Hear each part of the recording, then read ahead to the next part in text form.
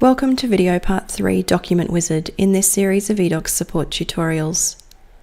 Once you've created your document, you will be taken into the Document Wizard, allowing you to edit your document with all of your required details. We've kept navigation in eDocs simple but effective.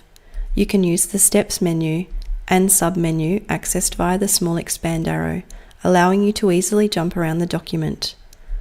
Or you can use the Next and Previous buttons to navigate sequentially through the document. There's no need to remember to save any edits you make to your documents, as eDocs is automatically saving everything for you. At any time, you can view detailed changes to a field by clicking on the Action button for that field and selecting the activity log, showing you the activity log drawer with details of the information that has been changed, when it happened, and who created the change. Other functions that you'll find in the Document Wizard include access to any relevant general conditions, which are linked to the document's item headings for quick reference. Accessing the general conditions will open the Conditions drawer. Click on the small expand arrow to view the full details of each general condition listed. Where applicable, the general conditions are also interlinked with the definitions of the contract to allow for a more comprehensive interpretation of the clauses.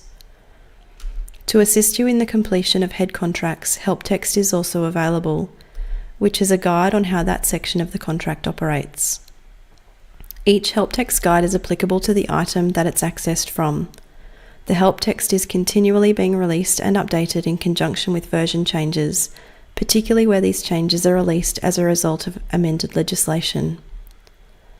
From within the Document Wizard, you can also view a summary of the document from the Details button, which will include any upgrade notes applicable as a result of version updates, whilst your document is in a draft status.